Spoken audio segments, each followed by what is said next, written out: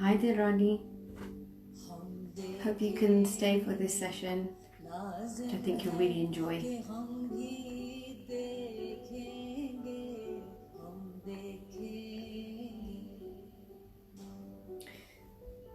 So this is the finale to our commemorative series of the 1947 Partition of India.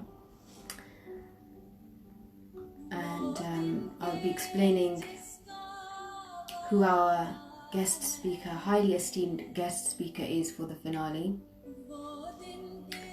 I'm playing her music in the background. Hello Malkeet.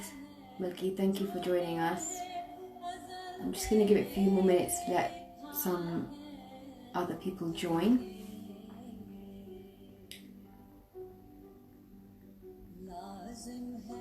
So, as I said, this is the finale in our Sarhad Paar, Beyond the Border series commemorating the 1947 Partition of India. And really looking forward to this conversation. It's, such a great honour to have Sonam Kalra of the Sufi Gospel Project, which I'll be explaining shortly for those that are not familiar with who Sonam is. But my sister and I first came across her in Rajasthan, October 2011, at the Rajasthan International Folk Festival in Jodhpur, and she was performing the dawn devotions, and it just was completely spellbinding. The way she sang and her musicians, they had this, as I said, I will explain what the Sufi Gospel Project is, but it's essentially poetry, song from different faiths, and the idea is to create this one universal voice. And yes, like I said, it just completely touched our spirit. So I'm going to go straight into explaining who Sonam Kalra is. Actually, before that, just some house rules that I do normally go over. So the conversation will last about 45 minutes. For anyone that does want to contribute via questions, we do encourage questions. You'll have 15 to 20 minutes at the end, so around 7:45 GMT. I will enable the comments and you can respond, give your feedback there. But for now I will disable the comments, but that doesn't mean that you won't be able to contribute and drop your questions, and if Sonam says anything that resonates with you, you can still put it in the comments box. I will be disabling the comments now but enabling them at the end of the conversation. So let's just mute the music. And thank you to everyone that has joined. It's a working day, Monday in London, 7 o'clock. So for those that have made it, I do appreciate you taking the time out. So to introduce our highly esteemed guest, is our great fortune that multiple award-winning singer and composer Sonam Kalra is in conversation with us this evening to conclude our month-long curated program of South Asian Heritage Month UK and Sarhad Paar Beyond the Border series, which is in commemoration of India's partition in 1947. Trained in Hindustani classical music, Sonam's skills span both Indian and Western music. She's the founder of the Sufi Gospel Project, where traditional Western gospel music melds with Indian classical sounds, and Indian spiritual texts are enriched by elements of Western poetry to create a sound that touches the soul. In essence, it's poetry, prayer, and music that transcend the barriers of religion and language. The Sufi Gospel Project has earned Sonam international critical acclaim. Sonam has shared the stage with the legendary musicians like Sir Bob Geldof and the Sufi legend Abida Parveen. She has also performed for MTV Coke Studio and the very prestigious Sydney Opera House, where she received a standing ovation. Sonam has performed in over 28 countries across the world, including London, Sri Lanka, Singapore, Pakistan, Oman, Dubai, Kuwait, Lebanon, Algeria, Tunisia, Egypt, Hong Kong, Thailand, Mauritius, Canada, Rome, South Africa, and the USA. She's also performed at the very prestigious Women in the World Summit, organised by media legend Tina Brown, 1 Billion Rising, the World Sufi Peace Festival at the Pyramids, Jaipur Literature Festival, Rajasthan International Folk Festival, and the World Sufi Spirit Festival in Jodhpur, the International Fairs Festival for Peace in Pakistan, and the Indo-African Summit for the Indian Prime Minister, President of India, and 52 heads of African states. You can just see the immense list of credentials there. She's been lauded for her work in music with many awards, including the Femina Woman of Worth Award, Indian Express Devi Award, and the Global Win for inspiring women worldwide, and has been invited to share her music and work on secularism through music at various TED Talks and WIN conferences globally. So tonight we'll be speaking with Sonam about the topic of tragedy and transcendence in relation to the partition of India, which we commemorated a few days ago globally, as well as her multidisciplinary performance Partition, Stories of Separation, in which Sonam uses music, video, design, art and photography to tell stories of partition from a neutral standpoint. As mentioned, her unique brainchild, the Sufi Gospel Project, is an attempt to blend the many voices of faith and language to create one universal sound which binds us all. And since Sonam has been recognised and appreciated for her all-inclusiveness definition of Sufism and her message of peace and oneness, we felt that it was fitting to conclude this commemorative series of the 1947 partition of India with her this evening, so that we can all reflect on this shared grief and forge a path of peace and coexistence based on this shared grief, shared loss, shared history and shared love. So please join me in giving a warm welcome, wherever you may be in the world, to Sonam Kalra. I'll be inviting her to the space now.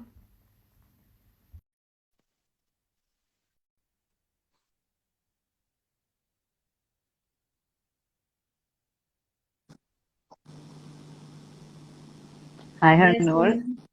thank you for joining us this evening. I want to point out to everyone that has joined that it's 11:30 p.m. in India right now, and you decided, you agreed to take part in this conversation. So thank you so much. You're It's most welcome. And sorry, I was just going to make a small joke and say that most musicians never sleep, so this is actually okay. Most of us exactly. stay awake all night thinking, so it's absolutely fine. I'm honored. Like I said, really is a great fortune. We met you so many years ago. Well, we didn't meet you, but we had the privilege of hearing you. And then at the Nehru Centre in London, a few years after that, never met you. So this really is a great honor. And I really hope that everyone is as touched by what you do, the work that you do and your music, in the same way my sister and I were. So let's get straight into it. Also, I lit a candle as well because I know, I saw that, so lovely. when I saw yours, I thought I would like to do something similar. This is, like I said, the last of the series, and I just thought lighting a candle would just be a great symbol of hope, moving forward. As Also, I think honoring those that lived through partition. I mean, yesterday, before you even asked me a question, when I was in conversation with Rakesh Om Prakash Mehra, he said something that really resonated with me. He said, every year we celebrate independence, which is great, but we don't honor those that lived through partition, and we don't honor one of the most traumatic times in the history of our country, and we don't honor the fact that it was the largest mass displacement in the history of humanity. So he says that he actually, interestingly enough, doesn't celebrate the day. He has a quiet day, and I thought it was very beautiful, the thought. And so when I was coming to have this conversation with you, I just felt the need to light the candles, and I'm really happy to see you have as well. Yeah, I was inspired by you, and it's just a subtle and gentle nod, like you said, to all those survivors, victims of such a horrific and traumatic event. So let's get straight into it, Sonam. I really want to just have, like I said, such an in-depth conversation. I want to make use of this time. So, like I said, I'm going to go straight into the question. So I know that partition is very personal to you. Both sides of your family came from parts of Punjab that are now in Pakistan. Yeah. They are beyond the border, Sarhad Paar. So Yes. I guess it was one of the reasons that compelled you to pursue your multidisciplinary performance. Could you just talk to us about this performance and perhaps share one or two of your, personal stories of partition, your family stories as well? Yeah, sure. So interestingly enough, my father's side is from Sargodha, my mother's side is from Pindi, Rawalpindi. Growing up, I never heard stories of any grief, and I said this to you when you and I were chatting. It was rather interesting. I was only told wonderful stories of how my grandmother, at the time when women weren't really allowed to study, not only was she pursuing a bachelor's degree in arts, but she used to ride her own tanga to college. And I thought, what an incredibly cool, and you can truly imagine a Sikh woman doing something like that, because really, I mean, we're the Singhs of the Sikh clan. I mean, the Sikh women are the Singhs in many ways. You and I again have spoken about that, but so it was.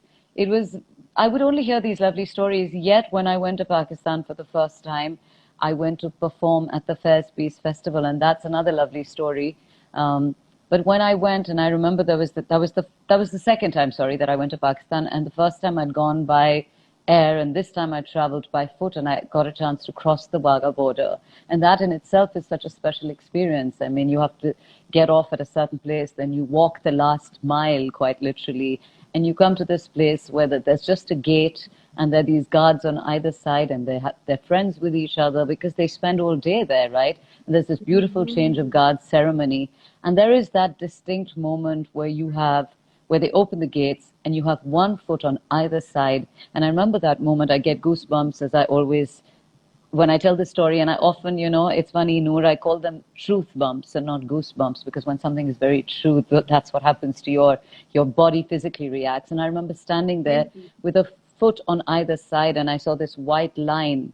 And I thought to myself, and I'll say this in Hindi, I thought, आपने एक लकीर बनाई चूने की सफेद लकीर डाल दी, and that's it. आपने एक परिवार को दो हिस्से में बांट दिया. You took a family and you just ripped it apart by drawing a line right through the center of its heart. Punjab was the heart. It in so many ways. It was the land of the dildar, of the janisar, of the large-hearted, generous soul. And you just ripped a line right through it with a knife. You plunged it deep into the heart of Punjab. And that moment, I had tears streaming down my face. And anyway, when we went across, I have so many lovely stories. We probably need to do a 3-hour special just on my stories. But there was this lovely moment when I was in the immigration hall, and I haven't told you this, where this gentleman, and I had traveled with a theatre production, and I hadn't started singing professionally at this time. He said to me in Punjabi, he said, "Tusi gana gande ho?" He asked me, and I thought, that's an odd question. How would he know? I said, yes.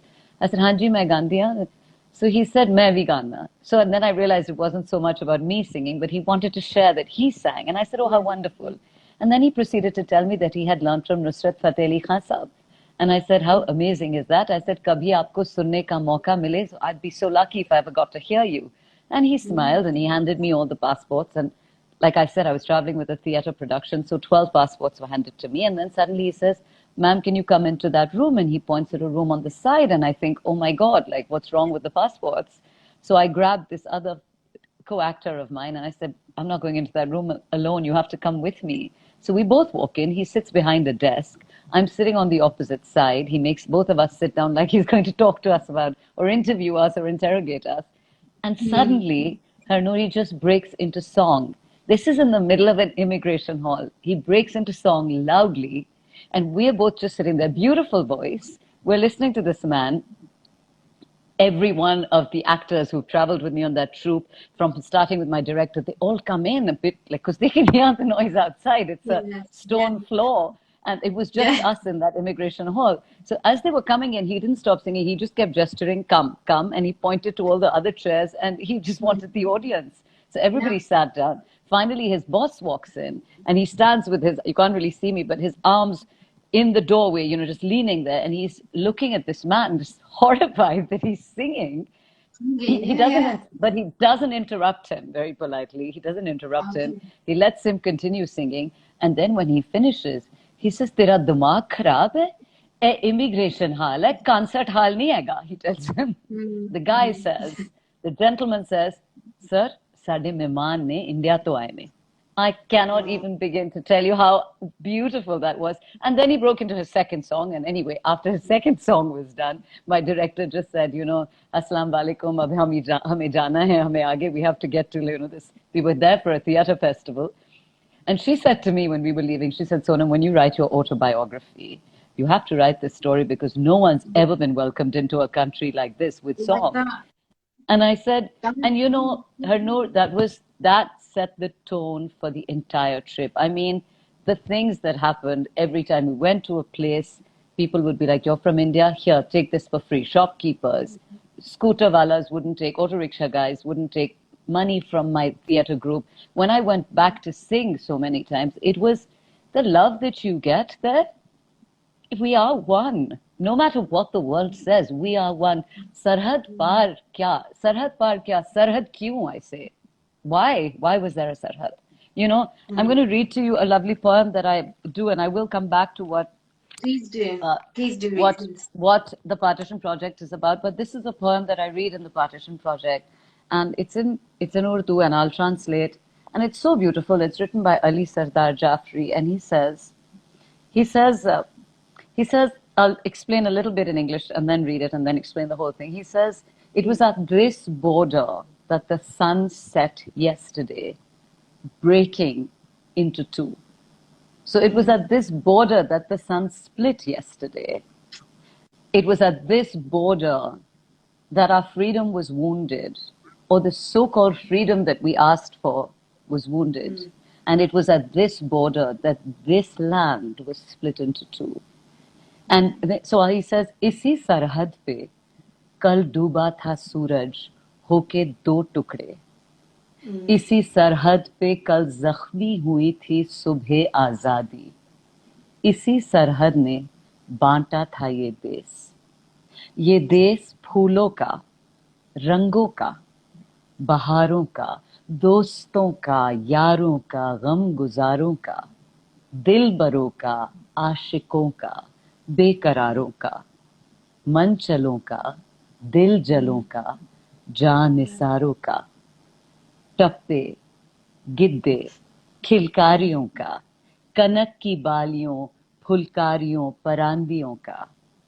ये देश उम्मीदों का, मसरत का, रफाकत का, जहां हर धर्म के लोग ईश्वर को रब के नाम से ही पुकारते थे, एक ही नाम से पुकारते थे. इसी सरहद पे कल डूबा था सूरज होके दो टुकड़े.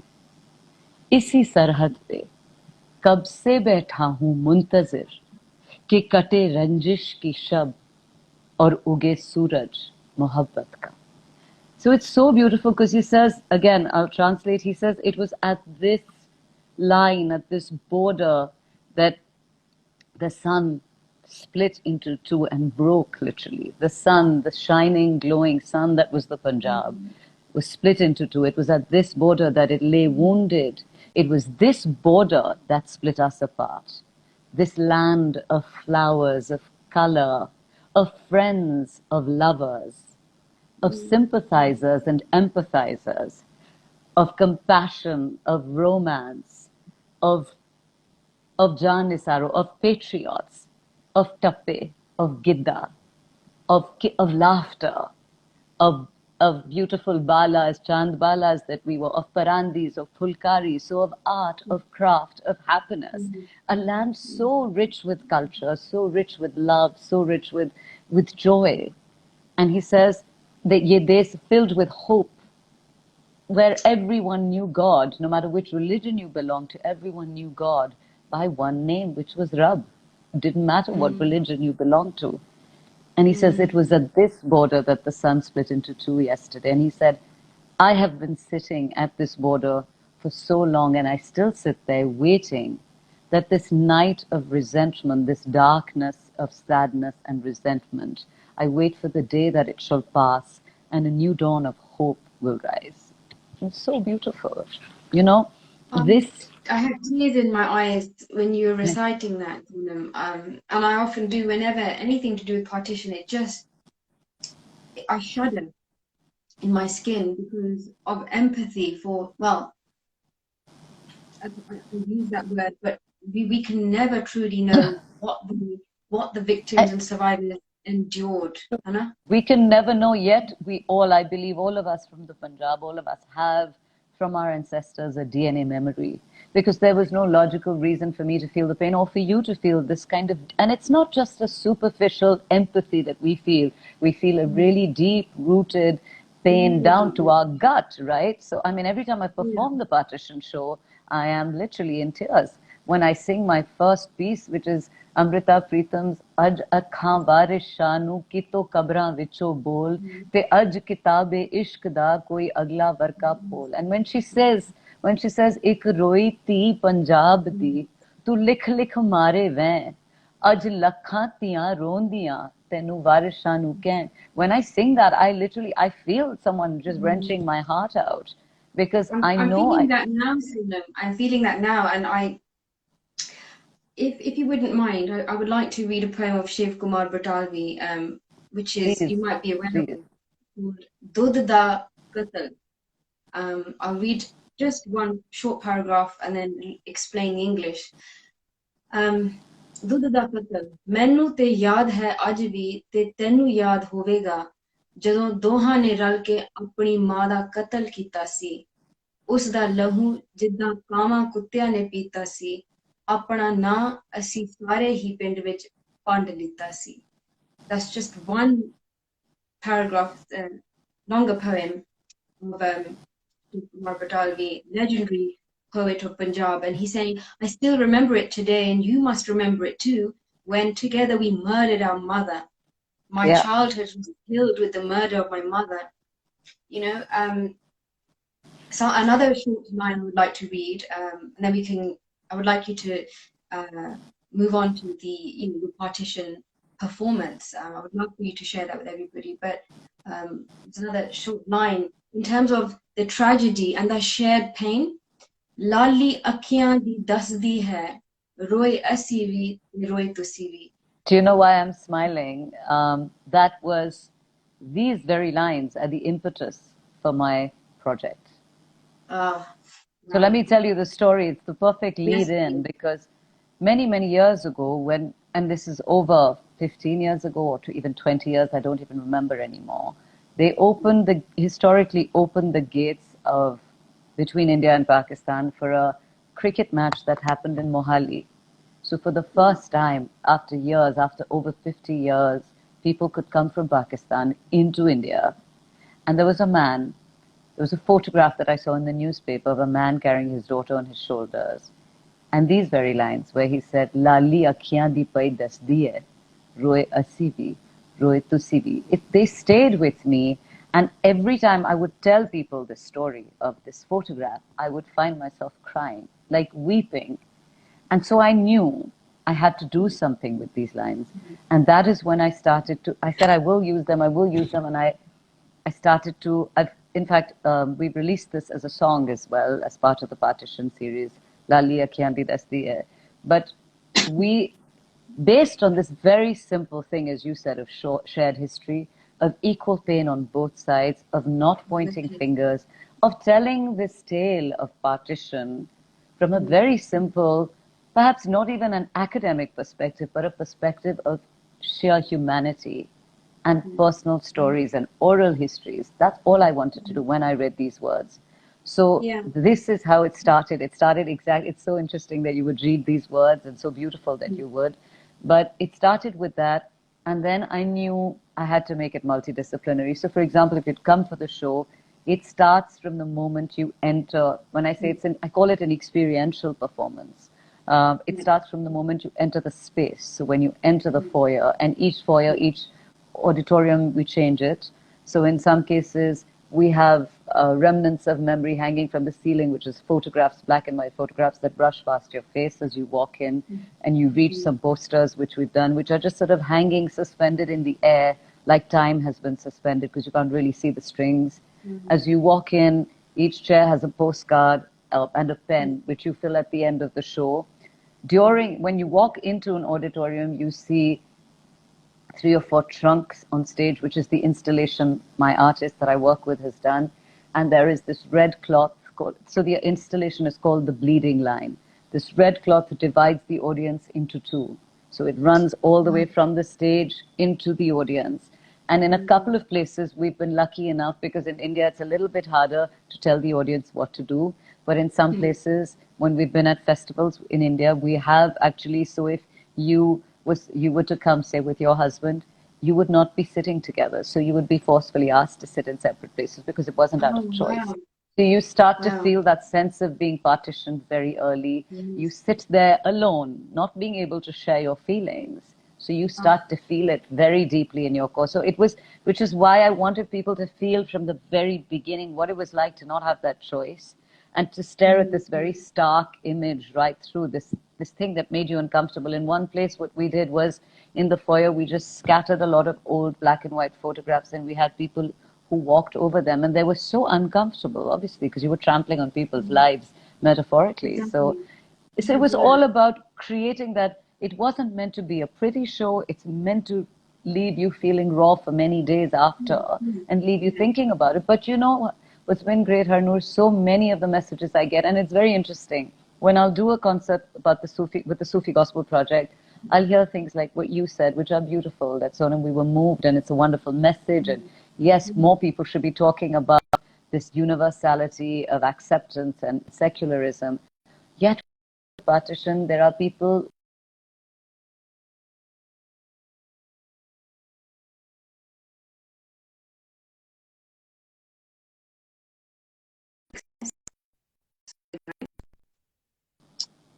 It Could you just hear cut me? out there Sorry. for a moment.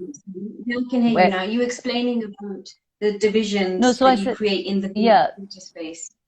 No, I'm saying it's very interesting. Okay, sorry. Did you hear the bit where I said that I get different reactions between the Sufi Gospel Oh Project yes, and yes, yes, yeah, so then at yeah. the end of a Partition show, I'll have people like Jaipur. I had this man walk up to me and he said, "Can I please tell you, my father was the engine driver of the last train that came from Pakistan." And I said, "Are you serious?" And he said, "Yes." He said, "Everyone on that train was dead, and he was so traumatized because he could only hear screams, and they obviously didn't kill the engine driver and his helper. But when he came back a few months later, he just died of the trauma of the horrific nightmares and the mental trauma he'd undergone." And yet there's a beautiful, I'll share it with you if I'll find a screenshot. It's on Instagram. Someone saw my performance and she wrote me the longest message saying, "I can't tell you how you've healed my parents' pain."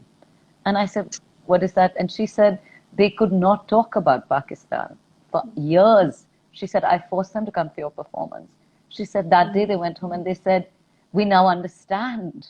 So now, through her performance, we understand that it wasn't one-sided pain. And you know, Harnoor, as if I can just do that, and I can take away some of the resentment, and I can remind people. And what I try and do is, like I said, I talk about, to me, what were the main issues. One was that it happened. Two was what happened to women, right? Because women were so badly affected.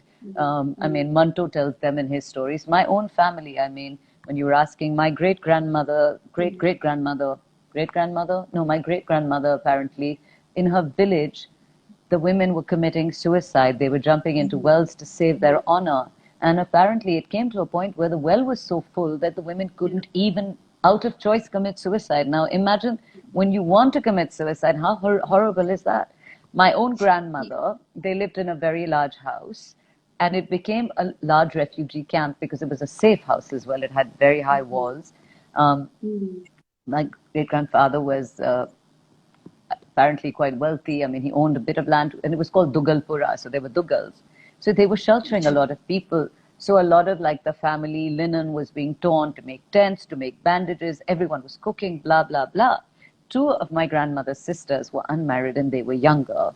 And my Nani Masi was telling me this story. She said, and I have her on video, she's part of the show as well, where she says, "Sonam, my father came to me and he said, Putter, I have to tell you that if the mob comes, I may have to kill you. But you promise me one thing. If I do, tu roina, because that will break my heart." Imagine telling your own daughter that don't cry if I kill you, or don't make a sound because that will break my heart. Imagine not break. I mean, what a choice of being heartbroken that you have to shoot your daughter to save her honor. And she said, Sonam, it took me so many years to get over that, to think that my father had to say that to me. Or how does a father say that? It's just, there are so many stories like this. And so, like I said, I touched upon the fact that it happened, what the migration felt like. I touched upon women. I touched upon something which is what I wanted to leave everyone with eventually. I touched upon the fact that it didn't need to happen. I touched Yeah. upon the fact that we got on fine before the politics came into place. I touched upon the fact that even now there are many, many stories of great friendship. There is a beautiful story in the show where this lady tells you. So, like I said, we sit in almost a triangle. So I have an actor. If you're looking at the stage, on the extreme left is an actor who sits on what is symbolic of memory. She sits on a trunk. I sit on the right side with my musicians. There are some letters and papers scattered around. Everything's been well thought of. I mean, I think by now, the few conversations you and I've had, I am stickler for attention to detail, and I like the small touches because I think they make a big difference. The central protagonist of the show is the screen, which has survivor stories. It has translations of text. It also has, later in the show, as the show progresses, I wanted to leave people with this simple message of don't stop the conversation. Guftagu band na ho. Keep the dialogue going. Let's talk. So then I collected close to, I was about 400 messages of peace on WhatsApp, video messages from either side. So I showed just a few of them. Obviously, we can't show all of them in the whole show, which There is people had to. sorry to interject. I wanted you to talk about because I just remember when you mentioned the WhatsApp stories, Jada Si Milange, which is Yes. this initiative to forge that conversation, So which are everyone postcards. has to start. Yeah, so everyone Yeah. has to start. Even the video messages had to start. In fact, I'd love some from the people who are listening to this, and I'd love from you both, of course. Just send me a message. I'll add them because you just have to start with saying when Yes, we you have meet to. or Jad Dasi Milange. And I had some beautiful stories. I mean, lovely things. So one of the girls said, Jad Dasi Milange. We'll sit together and have chai, talk about your memories, my memories, our memories. Just beautiful. There was somebody whose little daughter said, Jadasi Milange, we live happily ever after. Lovely, beautiful, innocent little So message. And simple. Yeah. the amma that I grew up with, she said, Jadasi Milange, मैं ਤੁਹਾਡੇ ਵਾਸਤੇ ਵਟਦਾਰ ਪਰਾਠੇ ਤੇ ਅੰਬ ਦਾ ਅਚਾਰ ਬਣਾਵਾਂ ਤੁਹਾਨੂੰ ਖਿਲਾਵਾਂਗੀ.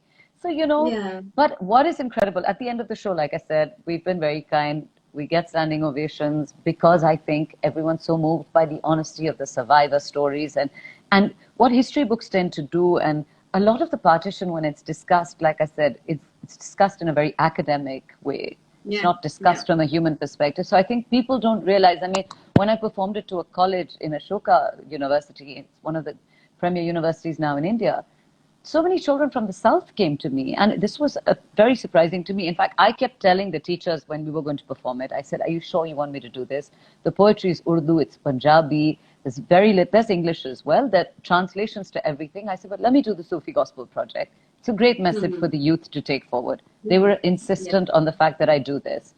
These children, I swear to you, I had a line of 500 children that I had to speak to one by one afterwards because every child, there were kids who came to me saying, I'm feeling so much love for my Pakistani brothers and sisters.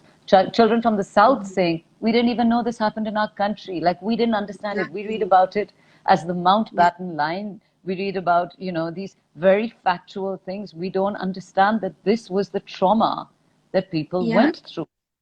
Something you And said there very important, Sonam, if I may, that please, this what you said about the south of India, they were yeah. not aware that this partition even took place, and that's why a lot of people argue that it wasn't really a partition of India; it was a partition No, of it was a partition Punjab, of Punjab and of Mongolia. Bengal. It was Yes, partition. exactly. And that's the reason why the Punjabi community and Bengali community have inherited this trauma that you mentioned earlier, the DNA memory. It's imprinted in the DNA memory, and there's evidence to suggest that trauma trickles down into what we now know as intergenerational trauma. But what is so interesting is all our poetry of the Punjab and the Bengal is brimming with pain. It's brimming, Bilkul. and that is coming from here. It's brimming. Our art and culture stems from this. I'm going to, when we end the show, perhaps, I'm going to read you one of the poems I wrote. It's very short, But I also want to tell you that at the end of the show, when we get the standing ovation, I make people sit down. I wasn't telling you this to say I get a standing ovation, but we make people force them to sit down, and we don't let them leave because we say there is a postcard on your Yes. seat. Fill it. You have no excuse. I make sure there's a pen on every Good. postcard. So I'm exhausted before a show begins, you can imagine, because I've done all the setup. But we get them to write it. And then when they're leaving the auditorium outside, while you were watching the show, there is part of my team that puts out a red letter mailbox, old fashioned mailbox, which has been fabricated, so that you experience the physical act of posting the letter. And why was that so important to me? Because I felt that was just that you can't actually reach out to each other, but just knowing that you put your hand out, you physically reached out, other than just meant, it does reduce the gap to some degree. Yeah. It really does. Yeah. And you know, the messages we've got even on the postcards, Harnoor, I cannot even begin to tell you how beautiful. People have actually taken the postcards home and mailed postcards to me. That's what's so special. They've mailed them inside envelopes saying, Sonam ji, we wanted to think about what we would say. And I am certain of one thing. I am going to, I don't know when, but you have to dream. I'm going to build a wall of peace with all these postcards, because even if it's virtual, it's got to be a reservoir of goodness, of love. It has to be there because it exists. And if we can have concrete, tangible, you know, evidence of this reservoir of love, then it's going to make a difference. There is one of the conversations I had a few days ago with a researcher from the University of Sheffield here in England. She spoke to us about partition as well, and she said something really key, which I hadn't thought about: the fact that there's no monument that exists for these survivors and these victims, as you would for Holocaust, for example. Exactly. So there's nothing tangible there for them to begin to release the emotion and start the process of healing, you know. So I think this wall of peace that you mentioned, I would love to contribute with a WhatsApp message or a postcard. I love writing letters. I think it's such a beautiful thing to literally get the pen and write your feeling, express. I'd love to do that, and whoever's listening, I would love for you to do that as well. But if we could move on, Sonam, just looking at the time. Yes, sure. Yes, sorry. I would like you to. No. I was thoroughly enjoying that, listening to you share. No, I know we have time. I know we have time issues. I could talk for 2-3 hours. We could do a 3-hour session on the partition itself. I could 100%, you know. So I'm going to turn on the comments now, if anyone has any questions in the next few minutes. But if you could also tell us we spoke about your experience in Pakistan when you went to a cricket match. So the first time that I went to Pakistan I didn't get to cross by foot. I did fly there, but it was incredible. I mean, I'm not a big fan of cricket. See, I can't even say it right. Clearly, I'm not. And I was not looking forward to this, but I was going because my husband wanted to. But in the auditorium, of course, the atmosphere was very electric. It was very charged. So I thought, okay, I'm going to enjoy this. But I remember there was this moment, there were two moments. There was this young man when Dhoni was about to bat, we were batting second. He said, "Tusi mainu apna flag de diyo." And immediately I was suspicious. I'm like, why do you want my flag? And he said, I want to cheer for India. I mean, he looked at me as if it was the stupidest question I could have asked him. And I felt so happy that I gave it to him very willingly.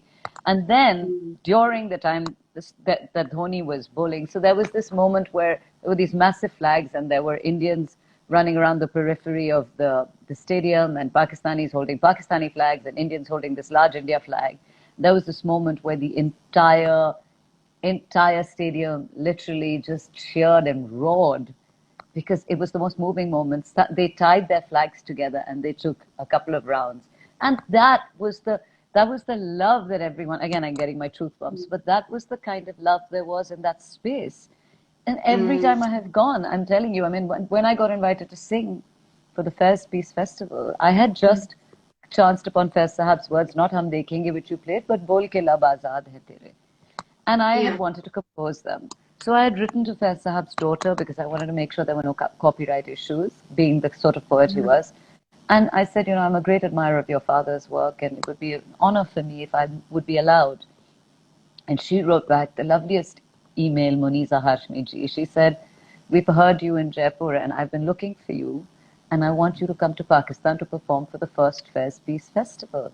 And I thought, oh Wow. my God, this is like the biggest thing I could have asked for. And Yeah, she said, yeah. that's the only thing I want from you in return. So I got to, I mean, for me, as far as I was concerned, not only did I get to compose his poetry, but I also got to go sing it in his land. And I remember, Harnoor, when I was there was an exhibition on his life.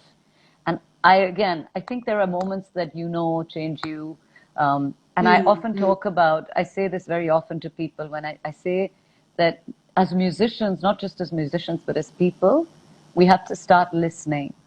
When I say listening, you have to start listening to each other. You have to try not to speak over each other. You have to start listening, even if you're from different faiths. You have to listen to signs from the universe. You have to start listening to your heart. You have to start listening from a very deep place. So I was standing there and looking at this exhibition on his life, and this man lived completely by his principles. And again, I had tears streaming down my face because I thought, what an incredible man. And I turned to my husband, who was behind me, and he said, are you okay? And I said, this. I said, I want my life to amount to something. I said, that's all. I said, small or big, but my life must amount to my truth. And that's what I think for each of us, if each of our lives can amount to doing right, or we can, through our own small way, make a difference, then because there's a reason we've all been put here. So for me, Pakistan, again, this was beautiful. I got to perform it there. I performed the Sufi Gospel Project there. And I have to tell you, my musicians, two of whom are Muslim, were a bit Yeah. worried. They said, Sonam ji, you blend the many voices of faith. You sing Hallelujah going into Allahu. You talk about the oneness of all religions as being equal. You might upset people. They said to me. And I remember, I have a really bad throat today, as you can hear, but I had just sung for Tina Brown in New Delhi. And the next day we were singing.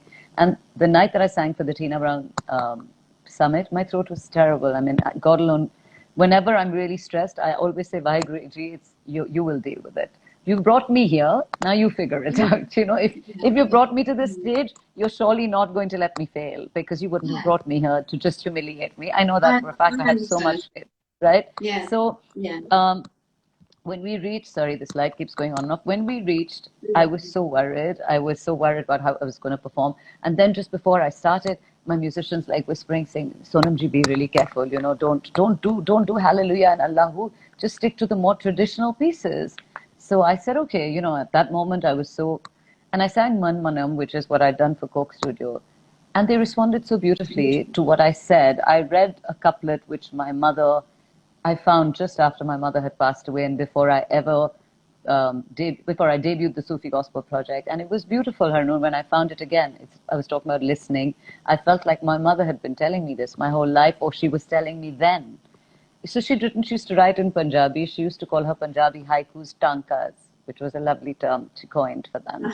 And and she had written, this was in Hindi, she had written, Guru mere saath khade hain, Govind यही तो हैं, अल्लाह भी मौजूद है यहाँ, तो कौन कहाँ से है? If my guru is standing beside me and Gobind too is by my side, if Allah too is present here, then whose child am I? Like, I'm everyone's child. So, and in Manmanam, when I said this, there was much cheering, and so I gathered the courage to let the second song. When I turned to my musicians, I said, Hallelujah. He looked at me mortified. He said, are you mad? I said, Hallelujah. Please tune your instruments to Hallelujah, because we sing it from a different key. And he thought, this girl is going to get us killed. There was such a loud, when we did the shift from Hallelujah into Man Kunto Mola, there was this loud cheer. And that's what I told them at the end of the show. I said, people, you just have to trust people, because everywhere people are the same. We want the same things. We want peace, we want love, we want brotherhood and compassion.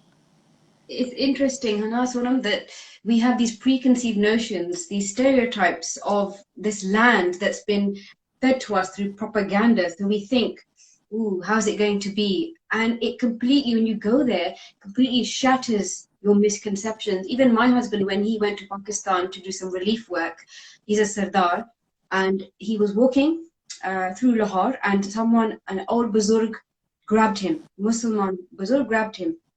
And he said to him in Punjabi, I don't remember exactly word for word, so I'll say in English, but in Punjabi, he said to him, you're from my friend in India, in Punjabi, he said.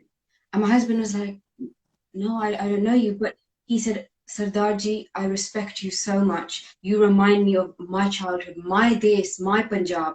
And my husband was just moved by that. And his external, external appearance, donning the pagadi, because in Pakistan, in Lahore, that's the Sikhs are a minority. So Yeah. looking at my husband, he was transported back to his childhood, and he said that he received so much love in Pakistan, more love than he's ever got even in Yeah, India, it's true. which It's is what, true. what you said, that this is the experience that you have. I spoke to Jasdeep Singh, who is one of the world's few Jodi exponents, the percussion instrument, and he said when he went to Pakistan for Mardana project, which they are is a documentary that they're going to release, which is putting the spotlight on the Rababi community in India and Punjab, Pakistan. He said he got so much pyar, mohabbat from everybody in Pakistan. He said, I did not experience what you hear, what people tell you. He did not experience that. And, that's so beautiful and heartwarming.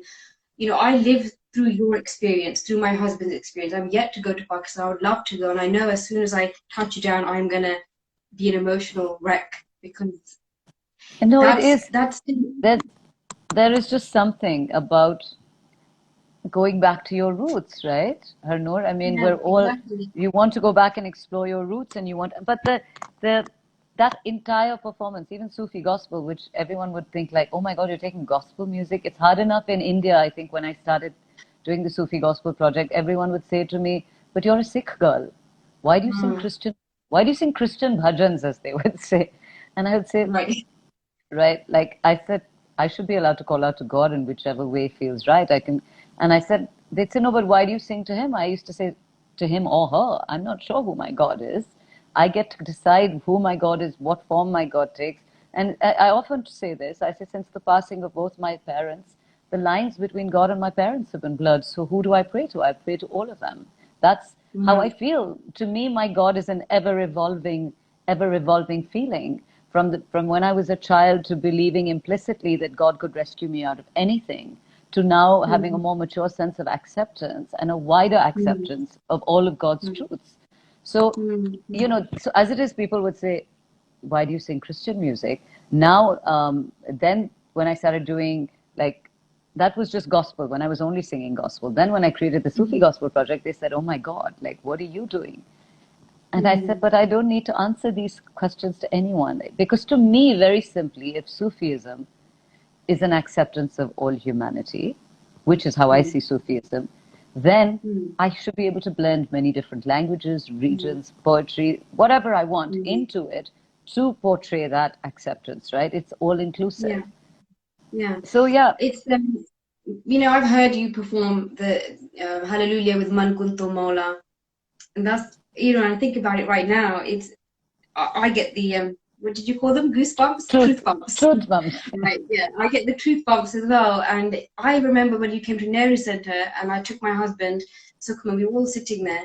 My husband hadn't, experienced your music live, and he turned to us, and we were just tears flowing down. And he said, "What's wrong?" We were like, it's just how this music is touching our soul. It's just I can't explain. And music is such a thing where words fail in the presence of music. I'm not able to articulate, but it's just a feeling that was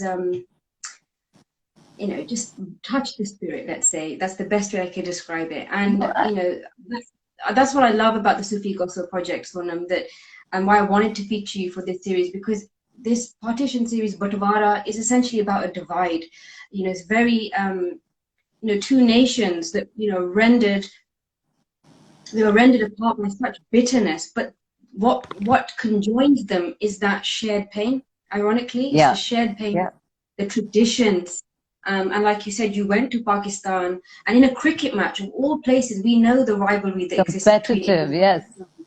And But they you did this there. experienced kinship and biraderi there.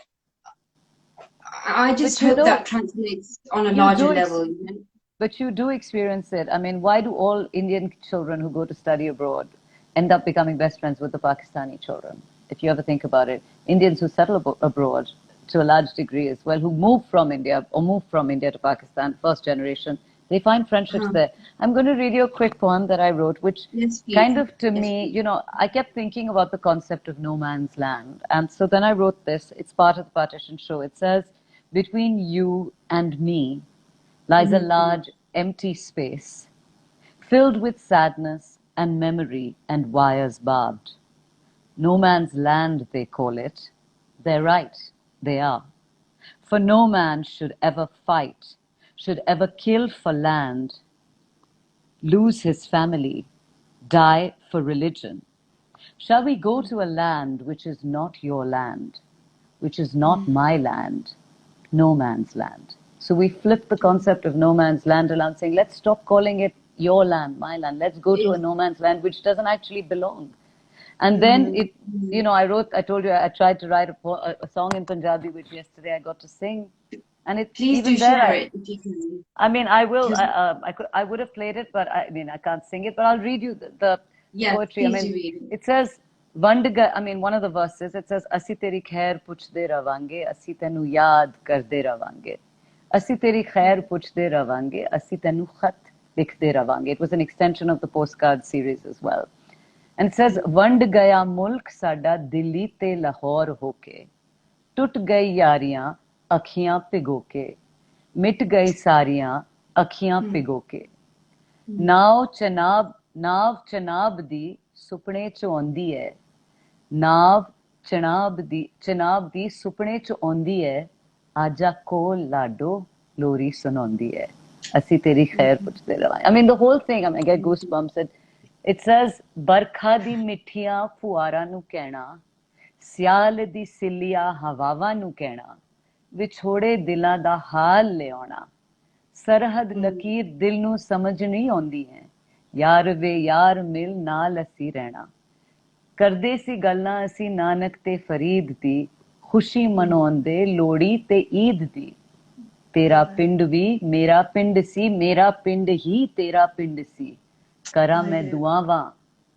ਦੁਆਵਾਂ ਤੇਰੇ ਦੀਦ ਦੀ And like I said, this whole, if you see the show, it goes all the way from what happened to this message of positivity to a lovely poem that says, which a friend of mine wrote. It says, I'll just translate it. I won't read it in Hindi because most people, he just says, he says, tomorrow morning when I wake up, I hope that on the other side of the door is standing the Dusra Mulk, as he writes in Hindi. He says, without any sadness, without any pointing of fingers, without any resentment.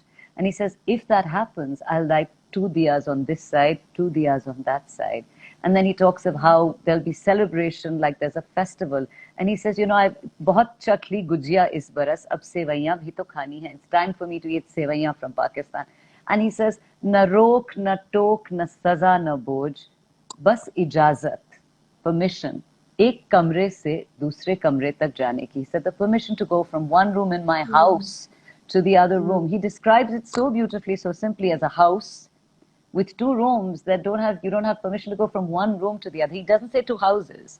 And that's what's what so it beautiful. Is. That's exactly what it is, Sonam. It's, you know, how can you draw literally 1 hour between Lahore and Amritsar and you've just drawn this line. You've divided ancestral homes, you've divided culture, you've divided language, valleys, mountains, fields. You know, there are stories. There are stories of people who helped each other, Harnoor, and are still helping each other find their families, find their ancestral homes. One of the stories we talk about in Partition in the show as well is a lady who went back to find her father's home in Lahore. She rang the bell and he let her in and he said, oh my God, you're so-and-so's daughter. She said, you know, my father used to live in this home. He said, andar aake cha piyo. She sat down and she says he disappeared for 10 minutes. And when he came back, she said, sab khairiyat hai? Are you okay? I mean, you disappeared for 10 minutes. He said, I went in to main dua matlab upar wale ko shukrana dene gaya tha that my friend's child has come.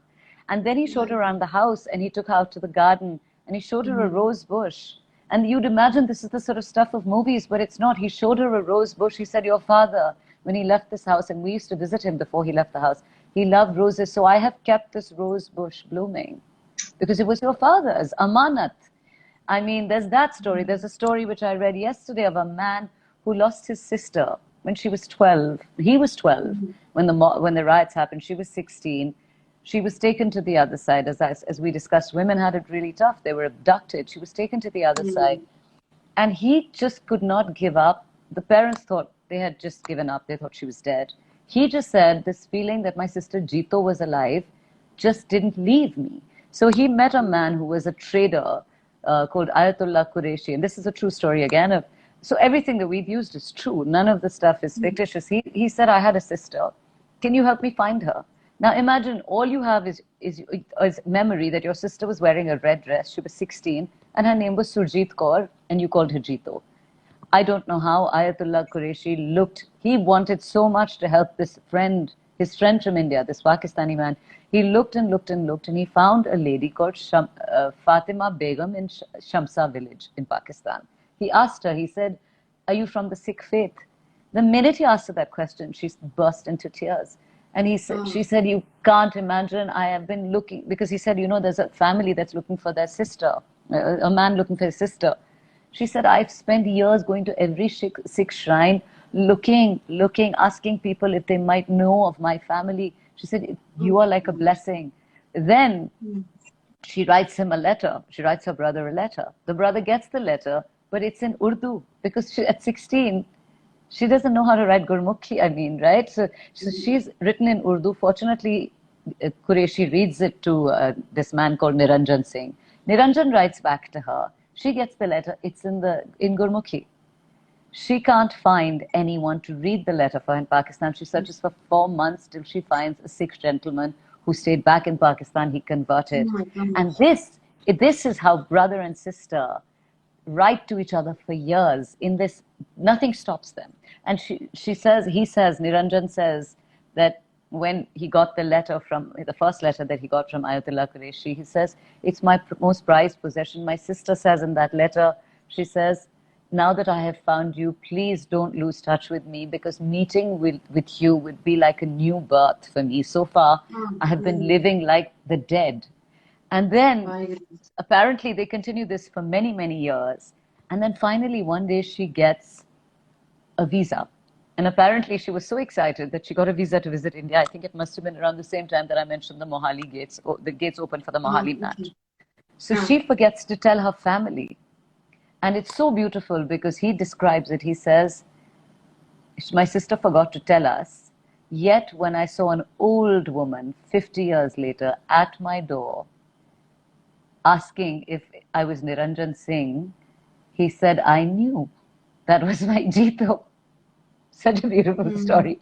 And he says, sorry, I get really emotional with this story. Their blind mother. I'm getting emotional as well. Their blind mother, literally, it says, my blind mother stroked her face, repeatedly touching her face. And the 50 years went by in a flash. And he said, and we wept at our destiny till our tears dried up. And then he said, finally, we all offered a prayer. And it's so beautiful. The ending is so beautiful. He says, finally, we offered a prayer. Fatima to Allah and Niranjan to Vaheguru. These are the stories. And so, in the Partition show, I wanted people to be reminded of the friendships we had, of the relationships we had, and we can still have. And so we end the show with a song that says, Kahun dost se dost ki baat kya kya. How do I tell the one who already knows all my secrets? How do I tell a part of me, my story? Sonam, I'm just going to let you gather. I was sitting here I was sitting here trying to hold my tears back throughout this entire hour. Would you believe it? We have 1 minute left of this conversation. Oh my God, I had no idea. Gosh, so no questions. That's why we could talk for so long, about this. And, like I said, immense privilege that you shared these stories. I just wanted to have a look at some comments there. So the poem that you recited, your own poem, someone said this ought to be the manifesto of the world. I remember the words from Good Last Man, Ravi to Chana Puchda, Ki Har Hai Satalujda. Such beautiful words. So I would love to continue, but the time is going to come up now, and it's 12:30 a.m. where you are in India. It's the next day. It's still Monday here in London. But it's the counter is exactly. The time has now come up, and I don't want it to cut you off. So I'm just going to leave by saying, thank you so much, Sonam, for this. Thank you. I just listened to you. Normally I facilitate, I talk, but I was blown away by your conversation and these stories, and I was living this Sanja Punjab through you. So 5 seconds left. Thank you, Sonam, and take